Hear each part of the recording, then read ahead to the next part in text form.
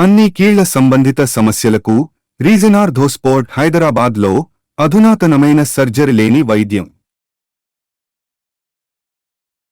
ఆ ఎంపీ గారికి జనమంటే అలర్జీనా? జనాన్ని జస్ట్ ఈవీఎం బటన్స్ లాగే చూస్తారా? మాకో ఎంపీ ఉన్నాడని ప్రజలు కూడా గుర్తించడం మానేశారా? 7 అసెంబ్లీ సెగ్మెంట్స్కు ప్రాతినిధ్యం వహించాల్సిన నాయకుడు ఒక్కచోటికే ఎందుకు పరిమితం అవుతున్నారు? అది కూడా పవన్ కళ్యాణ్ భయంతోనే పిఠాపురం దాకా వెళ్ళొస్తున్నారా? ఎవరా సింగిల్ సెగ్మెంట్ ఎంపీ? ఏంటాయన పొలిటికల్ పత్యాపారం? తంగెళ్ల ఉదయ్ శ్రీనివాస్ కాకినాడ ఎంపీ. గత సార్వత్రిక ఎన్నికల్లో పొత్తులో భాగంగా జనసేన తరపున కాకినాడ లోక్సభ సీట్లో పోటీ చేసి గెలిచారాయన. ఈ ఎంపీ సీటు పరిధిలో 7 అసెంబ్లీ సెగ్మెంట్స్ ఉన్నాయి. అందులో 5 టీడీపీ, 2 జనసేన ఎమ్మెల్యేలున్నారు. రాజకీయంగా వాళ్ళిద్దరికంటే జూనియర్ ఉదయ్ శ్రీనివాస్. ఇక ఇదే నియోజకవర్గ పరిధిలోని పిఠాపురం నుంచి ప్రాతినిధ్యం వహిస్తున్నారు డిప్యూటీ సీఎం జనసేన అధ్యక్షుడు పవన్ కళ్యాణ్. పవన్ సంగతి పక్కన పెడితే తన పరిధిలోనే మెజారిటీ ఎమ్మెల్యేలతో అస్సలు పొసగడం లేదట కాకినాడ ఎంపీకి. ఆయన కొంత తలబిరుసుగా వ్యవహరిస్తున్నారని, కొన్ని నియోజకవర్గాలలో అయితే కనీసం కలిసి కార్యక్రమాల్లో పాల్గొనడానికి కూడా ఇష్టపడటం లేదంటున్నారు ఎమ్మెల్యేలు. మరీ ఇంత ఈగో చూపిస్తే కష్టమంటూ ఓపెన్గానే ఫైర్ అవుతున్నారట శాసనసభ్యులు. ఆయన ఎంపీ అయితే ఎవరికెక్కువ? అందరినీ కలుపుకొని పోకుంటే సక్సెస్ కాలేరని ఎమ్మెల్యేలు సన్నిహితులతో అంటున్నట్టు తెలుస్తోంది. ఈ పరిస్థితుల్లో ఎంపీ కూడా కేవలం పిఠాపురం నియోజకవర్గానికే పరిమితమవుతున్నట్టు గుసగుసలు వినిపిస్తున్నాయి. ఇలా అయితే ఉదయ్ శ్రీనివాస్ సింగిల్ సెగ్మెంట్ ఎంపీగా మిగిలిపోతారన్న టాక్ నడుస్తుంది నియోజకవర్గంలో. బిజినెస్ నుంచి సడన్ గా రాజకీయాల్లోకి వచ్చారు ఉదయ్ శ్రీనివాస్. జనసేనలో జాయిన్ అయి పిఠాపురం కోఆర్డినేటర్గా కొద్ది రోజులు పనిచేశారు. ఆ తర్వాత ఈక్వేషన్స్ లో భాగంగా పవన్ పిఠాపురంను ఎంచుకోవడంతో ఉదయ్ శ్రీనివాస్ ఎంపీగా పోటీ చేయాల్సి వచ్చింది. ఇక రాష్ట్రంలో కూటమి ప్రభుత్వం అధికారంలోకి వచ్చాక పరిస్థితిని చూస్తే నిరుడు దీపావళి సందర్భంగా ఎంపీ తమను టార్గెట్ చేశారంటూ రోడ్డెక్కి నిరసన తెలిపారు కాకినాడ సిటీ ఎమ్మెల్యే కొండబాబు అనుచరులు. ఇక అప్పటి నుంచి ఇద్దరూ ఎడమకం పెడమకంగానే ఉంటున్నారు. మరోవైపు కాకినాడ రూరల్ నుంచి జనసేన ఎమ్మెల్యే పంతం నానాజీ ఉన్నారు. సొంత పార్టీ అయినా సరే తన నియోజకవర్గంలో ఎంపీ పెత్తనం చేయడానికి ప్రయత్నం చేయడంతో ఆయన కూడా తేడాగానే ఉంటున్నట్టు సమాచారం.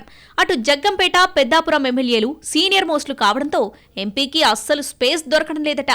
ఇక ప్రత్తిపాడు, తుని నియోజకవర్గాలలో ఫస్ట్ టైం ఎమ్మెల్యేలు కావడంతో అక్కడ కాస్త అడ్వాన్స్ అయ్యే ప్రయత్నం చేశారట తంగెళ్ల.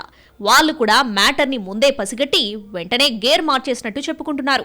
గతంలో తమకు వ్యతిరేకంగా వైసీపీలో పనిచేసిన వాళ్లను ఎంపీ ఎంకరేజ్ చేస్తున్నట్లు కనిపించడంతో ఇద్దరు మహిళా ఎమ్మెల్యేలు కూడా దూరం అంటున్నారట.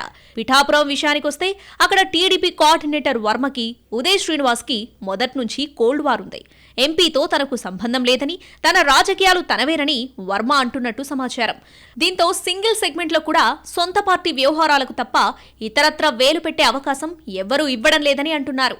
అబ్బాయ్, రాజకీయం వేరు, వ్యాపారం వేరు. ఆడున్నట్టే ఈడా ఉండాలంటే ఎక్కడికక్కడ కత్తిరిస్తారంటూ సెటైరికల్ గా మాట్లాడుకుంటున్నారట ఈ మొత్తం వ్యవహారాల్ని గమనిస్తున్నవారు. పాలిటిక్స్లోకి కొత్తగా వచ్చిన వ్యక్తికి కూతంత లౌక్యం లేకుంటే ఎలాగన్నది వాళ్ళ క్వశ్చన్. సాధారణంగా ఎంపీ, ఎమ్మెల్యే అంటే జోడెడ్లల్లా స్మూత్ గా వెళ్లిపోవాలి గాని ఈగోలతో ఈ గోలేంటని అంటున్నారు రాజకీయ పరిశీలకులు. తమ నియోజకవర్గాల్లో ముఖ్యమైన కార్యక్రమాలుంటే ఎమ్మెల్యేలు స్వయంగా ఎంపీని ఆహ్వానిస్తూ ఉంటారు. కానీ కాకినాడలో మాత్రం ఆ పరిస్థితి లేదట. ఎవరైనా అధికారులు పలానా ప్రోగ్రాం ఉంది అంటే ఎంపీని పిలిచారా, ఆయన వస్తున్నారా, ఎంపీ వస్తే నేను రాను, రాకపోతేనే వస్తానని ఎమ్మెల్యేలు క్లారిటీగా చెప్పేస్తున్నట్టు తెలిసింది. తాజాగా కాకినాడ కలెక్టరేట్లో జిల్లా అభివృద్ధి సమన్వయ కమిటీ సమావేశం జరిగింది. ఈ కమిటీకి ఎంపీ చైర్మన్ గా ఉంటారు. ఒక్క పెద్దాపురం ఎమ్మెల్యే చినరాజప్ప మినహాయించి మిగతా వారందరూ డుమ్మా కొట్టేశారు. గతంలో దిశ సమావేశానికి ప్రతిపక్ష ఎమ్మెల్యేలు కూడా హాజరయ్యేవారని, కానీ ఇప్పుడు అందరూ అధికారపక్షం అయినప్పటికీ దూరంగా ఉండడం ఏంటన్న ప్రశ్నలొస్తున్నాయి. మొత్తానికి కాకినాడ ఎంపీ పిఠాపురం అసెంబ్లీ సెగ్మెంట్కే పరిమితమయ్యారన్నది క్లియర్ గా కనపడుతుందంటున్నారు పరిశీలకులు. ఆయన ఓవర్ స్పీడ్తోనే అందరినీ దూరం చేసుకుంటున్నట్టు ప్రచారం జరుగుతోంది. ఇక మీదటైనా పరిస్థితి మారుతుందా, లేక నా దారి నాదేనని ఎంపీ అంటారా అన్నది చూడాలంటున్నారు పొలిటికల్ పరిశీలకులు.